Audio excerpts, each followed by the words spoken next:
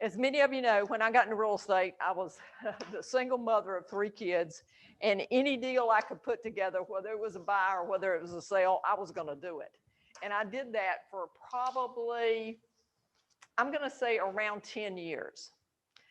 Around 8 years, my whole story is I was behind on my taxes for 8 years, so I was looking for my next check to pay my taxes off and to get above board. So after about 8 years, I was kind of leveling on out with my taxes, and I said, okay, you know, how do you do this business and get just thank you, get from one stage to the next without so much trauma and stress and all that kind of thing? Because before that time, I had very little training. I mean, the training in real estate in the day and age that I got into real estate is similar to the training, by the way, that you get in some big box companies right now today. And that training was, there's your desk, there's the phone, go to work. And so when you didn't come from a real estate family and you didn't come from a sales background, you said, what do I do? So I actually did some things. I went to some, I had this much confidence in a world full of top producers. There's somebody that's old in our industry, Craig probably know his name, Skip Swicegood, was in the business, and he looked at Prudential. And at Prudential, the way real estate was run at that point in time was that you had this little favorite group that did the relocation. And those were the women that got the great leads. And most of them were relocating IBM at that point in time, and they're going to buy a big house and everything. And I just wasn't on the end team. I just wasn't. Because I didn't take out the renters. And another part of being on the end team is that you had to take out renters. And I was too worried about my next check to worry about a renter. So I didn't make the in crowd. And so therefore I didn't have the relocation business. And I had to figure out how to get business on a regular basis. And so at one point in time, after that 8 years, I started paying for my own training. And I'm paying for training then that EXP agents are getting for free now. And I paid for it for a long time. And I decided after that point in time to focus on listings. And I specialized on listings. And really, honestly, it's probably been 10, maybe 11 years since I sold the house. I know. Since I actually took somebody out, and maybe there's been some exceptions of that, some friends and family members and other things like that. But basically, I decided that any business was better if you focused on something in that business. And I decided, I calculated in my, I like to say that I graduated from high school with a 9th grade education because I graduated in North Carolina. So I know that's a slam. But at any rate, I calculated that I spent less time with my listings than I did with my buyers. Because when I got with my buyers, I got to know them, and it was honestly and truly, it was a lot more satisfying. They were a lot happier at the end of the transaction. They were actually my friends. And so at that point in time, I had a lot of decisions to make. So I decided to focus on listings. And when I knew, actually, I've got a friend in the audience now that is in retail. And I was talking to her yesterday about in a retail store, if you were to go out and open up a retail store today, you'd have to stock the shelves with inventory.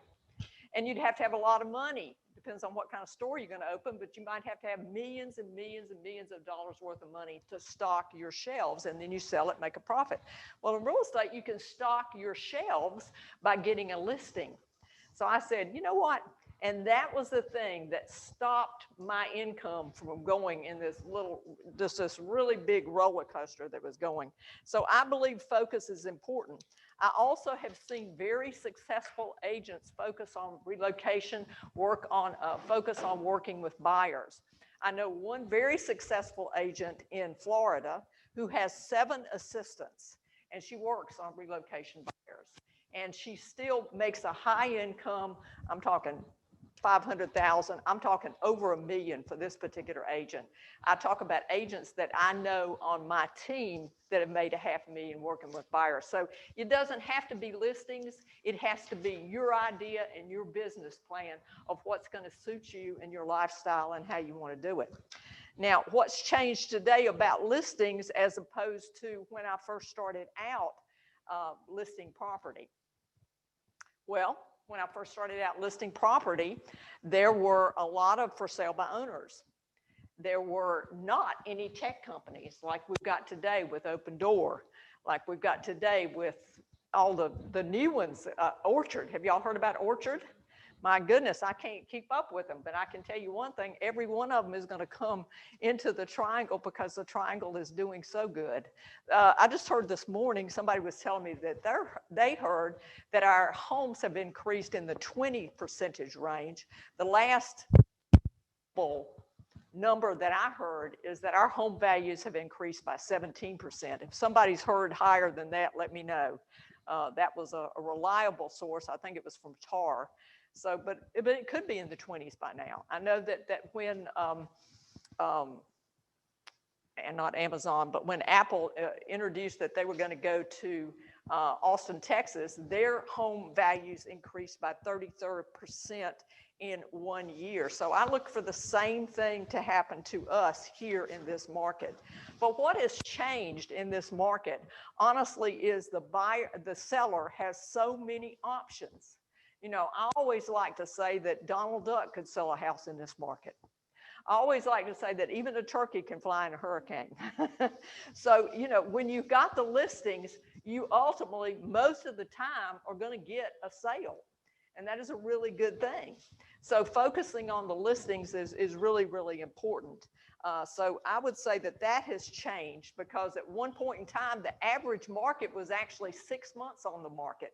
Can you imagine a market where you've got so much inventory that you've actually got 6 months on the market? That's average. That was considered average. So I don't know what our market is now. I think it may be 9 minutes. But at any rate, so I started studying listings, and I started studying the way to be more effective and more efficient when I was doing listings. And one of the things, you know, I could talk to you about prospecting for listings. I've had some successes in my own team with people picking up the phone and talking to people about listing their homes. One of the things that I did is I made cold calls when I first was in the business. I called neighborhoods that I knew would have a high turnover. And I said something really ingenious like, hey, this is Marti Hampton. I'm with Prudential, and I've got a buyer that would love to live in your neighborhood. Do you know anybody that want to sell? It wasn't, I mean, that was my pitch. It was a one sentence. It was quick to the point, kind of suits my personality. And so I got on the phone one day, and this lady said, man, I'd love to sell. I wish you could talk my husband into it. I said, when can I come by and see him? So I came by and saw him. We did sell him. Now, I must remind you that this was probably the most inexpensive Wake County neighborhood that there was. And so always lower priced houses sell. I mean, that's just the way life has always been. And so I did go by, I did list that house, and I went there because I had confidence talking to those people. At that point in my life, guys, I had just moved out of a mobile home. I didn't have enough confidence to go into a 5,000 square foot exclusive neighborhood. So I went where I had confidence, because confidence is a big part of what you've got to have when you list a property. So I listed that home. I went and saw her husband. I talked him into it. I sold them a home in Cary. A year later, they got a divorce. I sold the home in Cary. I sold him a house. I sold her a house. I sold his girlfriend a house. So there is ramifications from doing the business right. So, but the next thing I would say is pre-listing. You know, I've used something in my room. I've handed it out in many listing presentations before. It's called my green sheet. And my green sheet is where I prompt my agents and actually prompt myself to ask the seller questions before you go. Remember my Marvin's rule of business. Never go into a meeting where you don't understand the agenda. And you want to know everything about who's going to be there, or the decision maker is going to be there. So the first thing I would always ask somebody, I asked somebody yesterday when they called me, is, hey, well, that's great. I know your neighborhood. It's a great neighborhood. Where are you thinking about moving to? You have to get in that conversation. Where are you going to move to? Well, that's fantastic. Why are you, you know, what's drawing you there? Is it a relocation? Is it a job move? Is it a family move? I want to get into them a little bit. I've got a little yenta in me. I want to know the deal. I want to know who they're dating. I want to know everything about them. I've got that inquisitive mind, and I really want to know the situation. So if you ask enough questions before you go there, you're going to understand more how to do a presentation. And if you don't get the information, if you just set the appointment and go, and maybe there's sometimes to do that, but you want, even in that situation, you want to ask as many questions as you possibly can. Okay, do you own the house alone, or do you own it with a husband or a wife? Who's going to make the decision? If it's an older person's house, I'm going to say, who's going to help? Is anybody going to help you make the decision? You know, a lot of times older people are going to have children make the decision about who they go with and this, that, and the other. There's many questions that you can ask somebody that will give you a sense of what's happening. What's the process like for you? How long has it been since you've sold a house? How long is it? What was your last experience like? Oh my gosh. And then my favorite line is, has a real estate agent wronged you in another life? And many, many times the answer is yes, they have. So you've got to know what you're going into, and you clearly got to know their motivation. Will all the decision makers be there? And if you do decide to put this house on the market, remember, you're very light on the phone. You can't be pushy. Listen, I've worked with some agents over the years that was so dictatorial in this market, I don't know how they ever have a listing. Because in this market, there's so many choices. But the day has gone when the superstar agent can walk in and start directing. I mean, at this point in time, you better not have that attitude. You got to have a softer attitude. You got to court them a little bit. So I think the pre-listing is very, very important. We've done things like send them brownies before we meet them. You also need to understand this time sensitivity between that phone call and when you go see them. There's sometimes that you need to go drop and run right then as fast as you can. There's other times when they have a work schedule that you want to work around. We have an email that goes out upon everybody that calls us for a listing, and we're fortunate to be in that position that they do call us. It only takes about 30 years and, I don't know, 10, 20 million in advertising for people to call you. So keep it up. But I'll get to that in a little bit. But if we have time and their work schedule permits, we will actually send them a little brownie and say, look forward for the opportunity to do business with you. And they also send them an email that says you made the right call, and then we give them a few little stats about what we've made. You need to have a marketing set up for both email and text of how you would respond to somebody who's ready to list their house. So pre-listing, I think, is very important. Pre-selling yourself before you come in, or your team, is what you want to do. So with the pre-listing, that would be there. The presentation itself, frankly, I think that's changed a lot in this market. You know, the old Mike Ferry presentation, which is a great presentation. I don't have a problem with it. Mr. and Ms. Seller, at the end of this presentation, you can do one of three things. You can list your home with me and we'll sell it. You can choose not to list it, or I may choose not to take your listing. So frankly, I'm not sure that's the right approach in this market. When Donald Duck and Mickey Mouse can sell a house in this market, I think there's some other ways that you can break into it. And the way I broke into it, and I broke out of retirement in the last week. I actually went out because of lack of listing agents in town, because my listing agents are so successful, they were all traveling around the world. And so I actually broke out of retirement and listed 2 houses, listed one in North Raleigh, listed one in Preston. It was an amazing experience. I was so happy I could still do it, but it's like riding a bicycle. Once you learn it, you can still pretty much do it. So I'll tell you about those, but the presentation itself, to me, is a series of questions to get them to their desired goal. So what you've really got to do is get them to their desired goal. And that's where you've got to do that probing to find out their motivation for moving. What's the perfect scenario for you? I've asked many sellers that. What's the perfect perfect timing look like for you to sell your home? What's the most important thing? What's the thing you're worried most about in selling your home? Are you going to sell your home as is? Would you like to sell your home as is, or would you like to have a staging consultation and think about doing some improvements? You give them the questions, you wait for their answer, and then you direct it from there. Many sellers in this market are using selling as is because the market's so good. And frankly, market's so good. I was telling a banker yesterday that a little bit of greed has set in.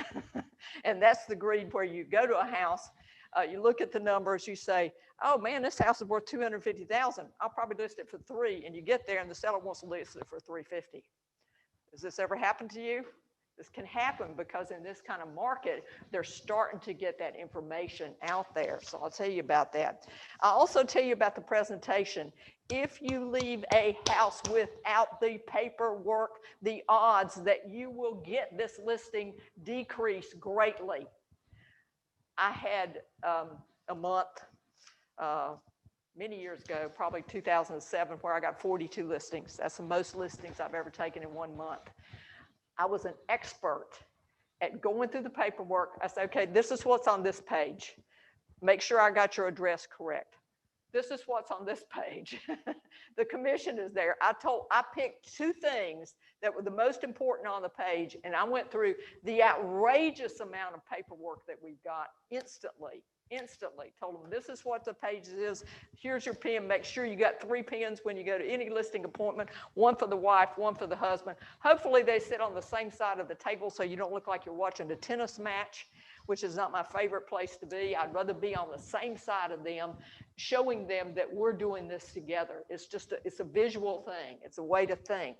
So the presentation itself is, I believe, different at this point in time than it would be. So I want you to get the paperwork before they're done. And before I'm finished today, I'll tell you what I did up in Cary that I happened to run into an unusual situation. If you walk out of that door without the listing paperwork, the odds of you getting that listing have gone down tremendously. And that's with great agents. Now, I'm not saying you don't ever get it. Of course you do. Some people you talk to, I've tracked listings in my career years. 2 years, because I knew it was a hot neighborhood. I knew when I got that listing it would sell. So I have tracked listings for a very long time. But I think most agents do not track, and I can say that for my team, we do not track our listings as fast as we should. We should be more aggressive when it comes to post-listing follow-up. It's a duty of ours to do aggressive follow-up.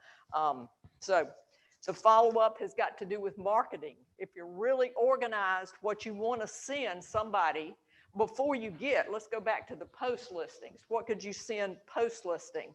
I send brownies. I send a couple of emails that said you've made the right call. I send another email that says we've sold X amount over list price. We brought our sellers, I believe it, I don't know, $1 million, $3 million over list price so far in 2021.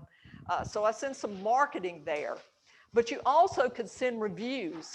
Send some great reviews of people that have done business with you. Here's what 3 of my past clients said about me. I'm looking forward to meeting you and selling your house. Be very, very positive. I was talking to my team yesterday about what we consider, what every salesman thinks they are, and that is positive. But when you get right down to it, we're not as positive as we need to be. And after I did this stellar presentation on the way you speak creates your future, and I was really drawing this vision and I was really getting into it. And then then one of my agents said, I hate to break your bubble, but I had this thing that happened to me yesterday. And she's talking about 2 deals. There were 10 deals.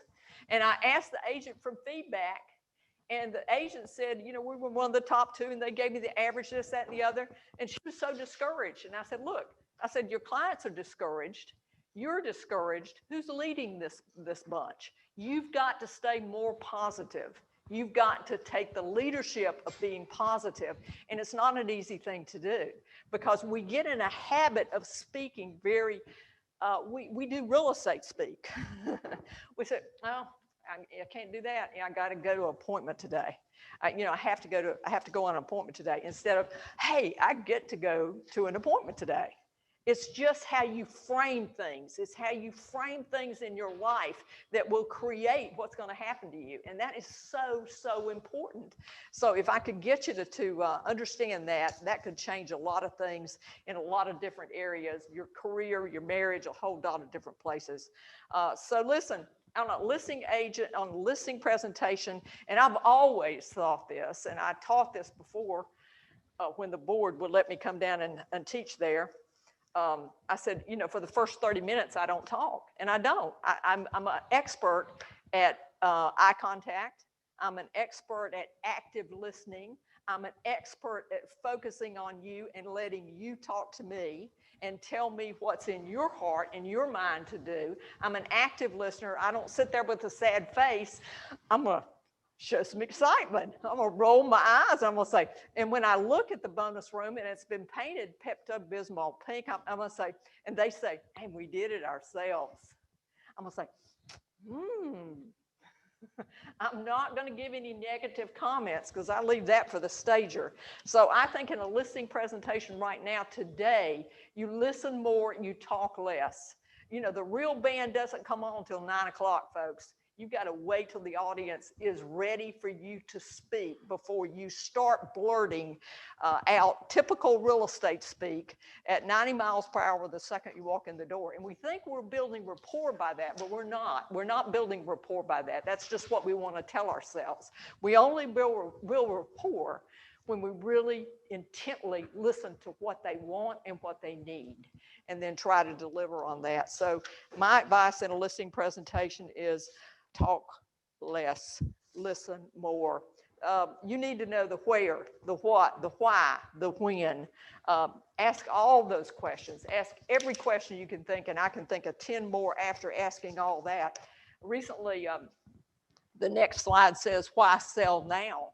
A lot of people that I've talked to recently said, why sell now? And I said, well, it's a great time to sell, but what are you thinking? And so I actually had to talk to this seller that called me from Black Horse Run yesterday. And so she was telling me, and she was a talker too. I mean, she was a talker. And she said, well, I'm thinking about selling. My husband's in Omaha. He builds airports, this, that, and other. So I listened to that for a long time. I said, I know your neighborhood well. Tell me about your home. I got them to tell me everything about their home, their updates, this, that, and the other. And I said, well, why are you thinking about selling? And so she said, well, my 32-year-old son moved home. The garage, the bonus room is a mess. And then my 20-something-year-old daughter moved home, and I said, yeah, you need a one-bedroom condo so that nobody can come see you. I understand these situations. So why sell now? So I said, well, when's your ideal time to sell? And so she said, I said, I'm not in any hurry. And are you talking to people who say not in any hurry? So I said, well, what would be the perfect scenario to sell for you? I actually talked to somebody yesterday outside of this one. I'm jumping a squirrel here. Said he didn't want to sell till 2023. Now, that was an interesting conversation. But this one I'm going back to. She said, well, I'm thinking at the end of this year, or maybe the first of next year, I'll move down to outside of Hilton Head where my sister lives, and I'll be happy there, and that would be great. And I said, oh, I love that area. That is just one of my favorite areas that I've ever been. I can see why you'd want to go there. That would be the perfect scenario for you. And then I said something that I don't think very many agents would say. I said, if I brought you a buyer right now that would let you stay in that home until the end of December or the first of next year, would you consider it? And she said, yeah, I think I might talk to my husband, but yeah, I think I might consider that. So that's where I want to introduce to you a new vehicle that we're working on in Coming Soon Homes, and it's called Office Exclusives. And Office Exclusives, as you know, the inventory is very tight. You don't know about very many homes for your buyers. There's actually in some of the top neighborhoods, I'm hearing of more off-market sales that are going on.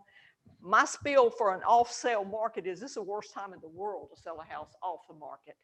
When I can get you 20 guaranteed offers, well, I call the guy on the radio that's offering you a guaranteed offer. So I would never I would never recommend that a family member of mine sell a house off the market. I just wouldn't. It just doesn't make sense. In a market where you get 20, 30, I'm hearing 40, 50.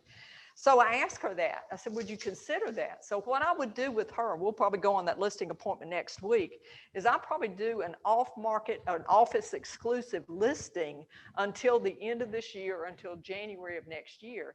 And that way make the terms knowable to the possible buyer. Hey, this house is coming on the market. You can do it. You know, some people are going to go for that. You don't have to fix it up, because another thing she's asking me for is you come out there, tell me what all I need to do, and then of course we'll list the house with you. Well, I have a hard time sending my time, talented people out to do that much work without some kind of signature somewhere. Because I've had a lot of people disappoint me in this business. Have you ever had that, Melissa? Had a few people say things they didn't do. So I like signatures. I like things signed. So why sell now as opposed to later? I think that's a question that's getting asked in listings a lot. And I tell you why sell now instead of fall. Why sell now? Because people are deciding what school they want their children to be in right now, and they're getting them all registered. That's a good reason to sell now. But another reason to sell now is I know the intensity of the market right now. I can't guarantee. I'd like to tell you that I could, but I can't guarantee that the intensity of the market's going to be there in August and September and October as it is right now. And right now, it is the raging seller's market, the highest intensity I've ever seen. So then I want to talk to you about trying again once you don't get the listing.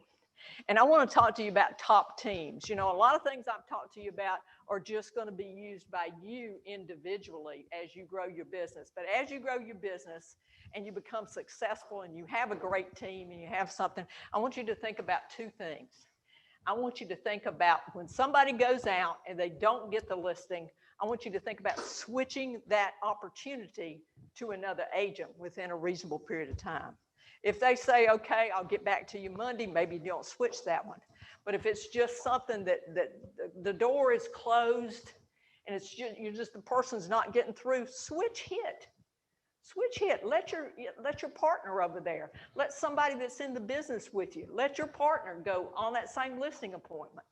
Another thing to use, I actually learned from my husband, don't tell him because his hit is already big enough, is unload the bus. A lot of your competition does this. A lot of your competition takes their stager, you know, 2 or 3 other people from their team, and they unload the bus.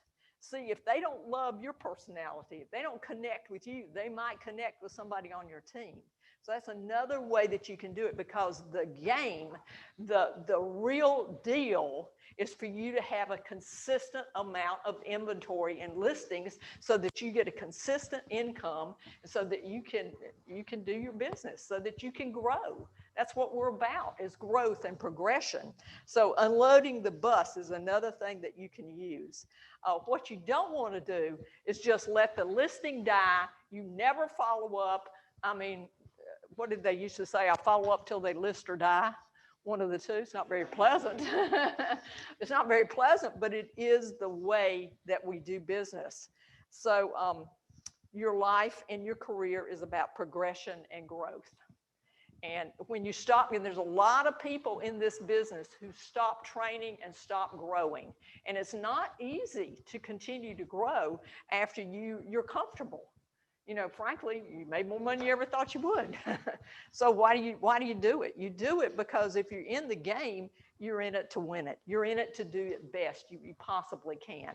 And that's why I think the progression and the growth is very, very important in this business. Let's see what else I wanted to tell you. I wanted to tell you about a couple of these listings. I had a talker in the Cary listing. She was a talker. She was a detail person. I fly by the seat of my pants, but I try not to let anybody know because that's the reason I keep my mouth shut, Renee, so they won't figure it out. So they think I'm detailed and I'm organized when I do that. But so she was a talker. And so all else failed. And, you know, I have a commitment to get the paperwork before I leave. So all else failed. So I started reading the property disclosure. to her, question by question. You know, you're supposed to give the property disclosure to the seller and let them fill it out. Y'all know that's the correct way you're supposed to do it. Well, I started reading every single question, and then I pointed, okay, if you that's the answer, this is where you click here and you click here. I read every single question in the property disclosure to her, and that took up the last probably 10, 20 minutes of her conversation, which was very good because each question prompted her to tell me 3 more things, which was very interesting. But at the end of that time, I had all of that done. So that's one thing that you can do. You can actually read it and then point and tell them where to sign. So that was very good for me. Keep their secrets. I had a seller call me recently. You have one of them call you and say not to tell the husband, the other one call you, tell you not to tell the wife. You've got to keep the secrets. I mean, you know, one of them was a little bit sick and had some dementia stuff going on, and I just, you know, they had all, I can't go in and say, okay, which one of you are sick or something like that. I'm not going to do that. So I'm going to keep their secrets. And the truth of it is they want somebody to hold their hand and to make it an easier process for them. They do want that. And if you have the confidence to be able to lead them through that, what you should have in your listing is you need to have somebody that will pick up their stuff. All the charities, you need to have that totally listed. You need to have a list of people that would work by hours, hopefully $15 an hour, to move stuff out of the attic, to organize stuff. You need to have those assets to have so that you can give them to them. Now, hopefully you can just give them to them, but honestly, some of them want you to handle it, and that's where you'll probably need to have an assistant at some point in time. So that's important. Let's see, what else was I going to tell you? I had a quick question. Yeah, please. On that, well, that was Preston. Preston. Okay. So now, were you the second listing agent? No, there was another agent that specialized in the neighborhood, and she gave a 4.5% commission. And I didn't get that listing that day. I did get that. They did call me back the next day. They told me they'd call me back by Monday, but they sent me a 3-page email on Sunday. And so I called them back on Sunday and set the appointment to go out and get the paperwork on Monday. But the discount agent, you know, I beat her out. I didn't have to lower my commission. I didn't do that. So what's a commission objection? I had it written down. I think it's in my other office. I hate that. You get what you pay for is one pretty good one. I've never known an agent that couldn't negotiate his own commission. I wouldn't trust an agent that can't negotiate their own commission to handle my commission. Another thing I would say is look like a person that they're going to give a $25,000 check to. You know, I don't know what price house you're going to, but they're going to give a big check for somebody. It's like I told somebody yesterday, the second you walk out the door, they start thinking all that money is going to go in your pocket. And they start calculating that, oh my gosh, I'm going to pay that agent so-and-so.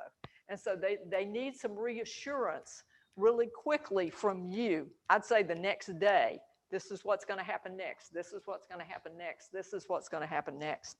So the commission objection, I said, let's talk about the commission objection. Tell me you don't want to pay my commission. Tell me you don't want to pay my commission.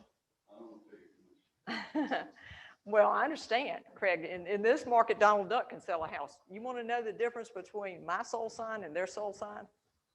You want to know the difference between those two souls? My soul sign will put more money in your pocket. So when you say something, you have to believe it with confidence. And of course, I believe that we've got enough marketing out there. We do enough promotion with Coming Soon Homes that we don't present our homes fast. We get sight unseen offers. You can appeal to people who want the guaranteed sale, because the main thing they go for a guaranteed sale in this market is they got a house that's not fixed up and they don't want to go, they want to sell it as is, and they're ashamed of it a little bit. Maybe it needs some repair. We sold a house just in the last 2 weeks that the guy, I was almost loaning him the money to put, he didn't have an HVAC system. He didn't have heating or cooling in his house, and that's hard. That's a hard thing to sell.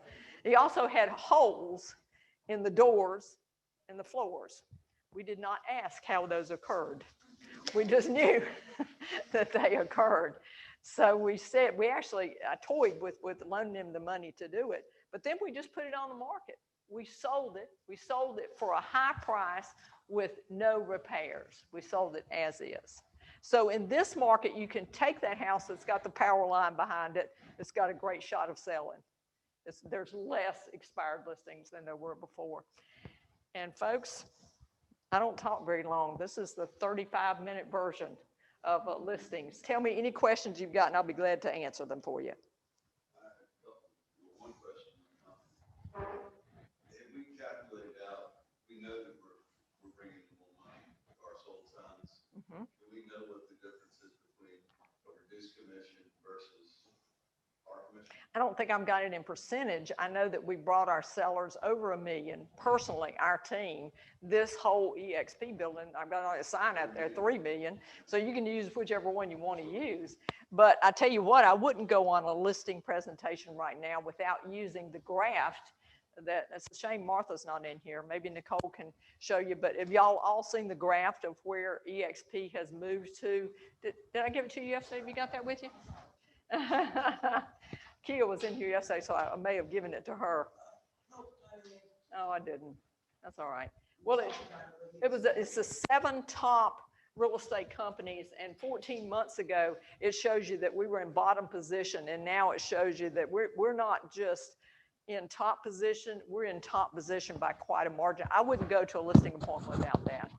I wouldn't go to that without that. So that's my idea. So you got to have a vision for your business. My vision for my business was to be a top listing agent, to always have a full stable of inventory, to collect buyers, and the buyers I would give them to people who worked buyers efficiently. And of course, y'all know Daphne has worked with me for 20-something years, and she's made $500,000 working on just buyers. She never worked listings. And I believe when you do something really well, when you do something over and over again, you get better at it every time you do it. And so I got better at it. And I started promoting it. And the marketing helps, all of that helps. But I was getting a lot of listings before I had a lot of marketing out there. So listings are something, if you focus on, you will get it. So that's my advice for you today. Any other questions? 20 years ago, I stood outside your office, and you're making those cold calls. Those were cold calls. Cold calls. You mark it down, do the four line across, 2 hours, but it was consistent. You did it every time. I did it every night. And the point of it is I talked myself into enjoying it. Which a lot of people just dread it. They dread picking up that first call. Man, I was mad if I had a day that I didn't get to do it because I knew what it produced for me. So it became something that I really enjoyed. And I love the jokes. I wish I remembered some of them for you. One of them was a guy, a real estate agent, knocked on a door, and I'm gonna murder this joke. So really, just forgive me for it in advance. But he knocked on the door of a for sale by owner sign, and this for sale by owner sign, they used to have no agents down at the bottom. They used to be very emphatic. And so he knocked on the door. He said, "Can't you read?" I said, "No agents." And so the real estate agent, went around to the back door and knocked on the door. He said, "What have you, man, can't you?" He said, "Sir, I'm about the nearest to no agent you're ever going to meet. Can we talk?" So sometimes doing with a little bit of humor is a long thing. You know, I told you my line, I've been a real estate agent wrong you in another life. That's a good one for me because a lot of times the reason they're doing for sale by owners because they had a bad experience. Uh-huh. I can't talk to another realtor. That's it. That conversation was 30 minutes, it lasted 30 minutes. Mm-hmm. It was 30 minutes. And she said, "I can't talk to another realtor." That's right. I said, "Well, what happened?" That's it. Tell me. What? Absolutely not do it again. That's right. It was over 30 minutes. That's great. It is just great. Yeah. It's come up smiling. I actually, well, I think that might be more common when you're cold calling than it would be with your, and that is something I didn't have the dialer. Even me right now, when I get a call on my cell phone and there's a pause, oh, and Marvin he's miserable on he'll start talking, okay, you've disqualified yourself. When they're calling on a dialer, it's a few minutes before they actually talk to you. So he could tell somebody's going to come on that's trying to reach 5 other people at the same time. And he would always, okay, you've disqualified yourself. I had to wait too long to talk to you. Or he'll say something else crazy to them, and just really rag them bad. I'd hate to run into him, but actually I did and sold him a house. Go ahead. If you were to start cold calling in your business today, what resources would you recommend? And Paul, you can answer that better than me. It used to be Kohl's. I used to use the Blue Book. That shows you how long I've been doing it. But there's sources out there now that give you the cell numbers. I mean, do you know what I'm talking about? Like Vulcan 7 has been a little bit more expensive, but better overall quality for her. And the Red Axe seems like it's been coming on more. Yeah, Vulcan 7. And they actually just started offering, because Kohl's does this kind of circle dial, so if you have a just list, just all, Kohl's resource is pretty good. But their data is not as great. Vulcan just added that to their suite. So we're just trying that out. And we're supposed to be higher With the cell numbers and everything? Yeah. That is awesome to get cell numbers. Vulcan's like, there are companies that bring in more data, but Vulcan's like quality over quantity. So they try to bring in some of this. You're starting to hit them, and nothing's perfect.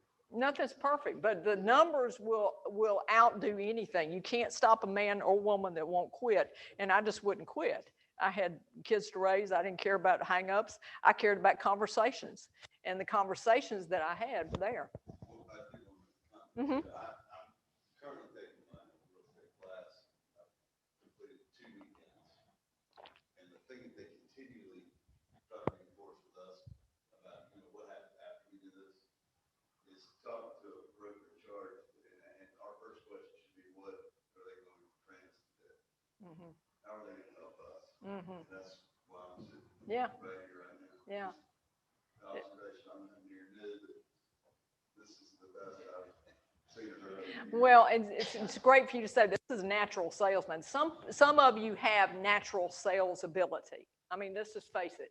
We all get into this business. We have varying levels of talent, but there is no one that can't get good at this business if you'll apply yourself and get enough talent. The ones that won't make it are the ones that stop learning, stop growing, and want to do business the way we did it 10 years ago. You can't even do business the way you did 5 years ago with everything that's happening out there in the market. So you got to change it up, keep fresh.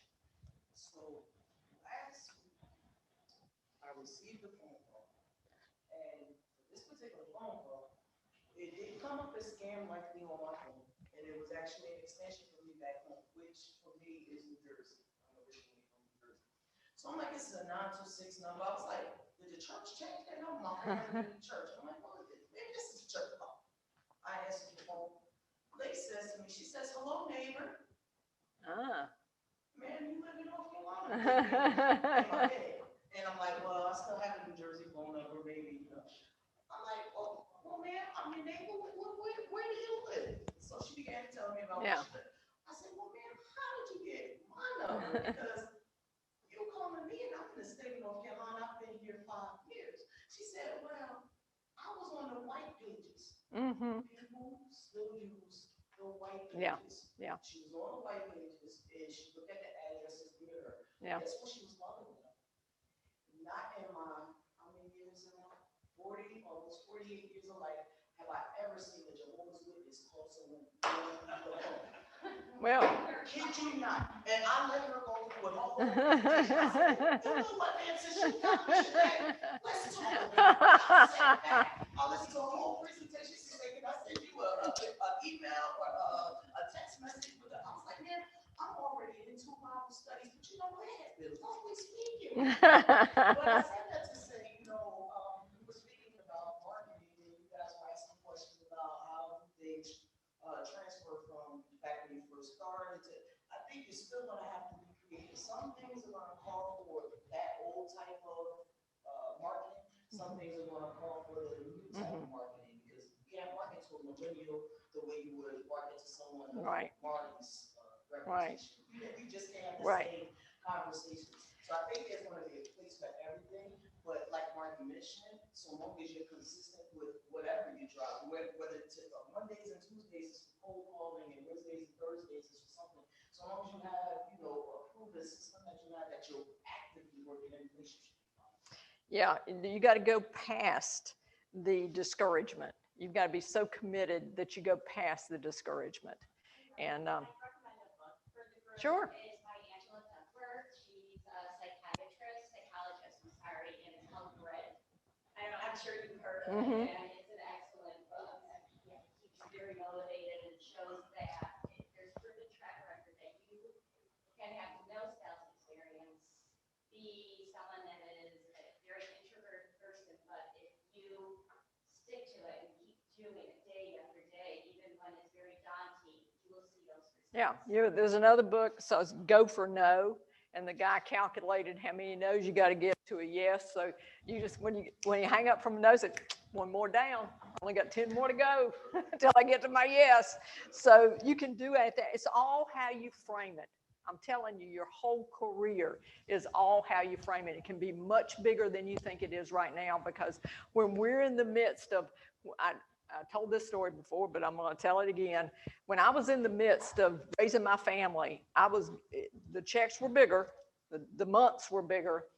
I remember when I first got in the business, if I had a $10,000 a month, I would take a vacation. Man, I was in the money. If I had a $10,000 a month now, I might be suicidal. But it's how you project things. But after I got the kids raised, and I went to therapy for 6 months, and decided I may leave this business and go to Florida and wear flip-flops for the rest of my life. I decided to do the business for myself. I said, what can you do with this opportunity? You've done it all these years for your family, for this, that, and the other. So I said, what can you do with this opportunity? How good can you get? How big can you get? How many sales can you get? And I'm still chasing the number of sales of some of the top teams in this country. I'm still chasing 500. I hadn't broke 500 yet. It's very annoying for me, very discouraging for me. But I've worked with teams across the country that are doing 1,000 homes a year. That's a lot of business, folks. You got to have a well-oiled machine. Yes, Holly.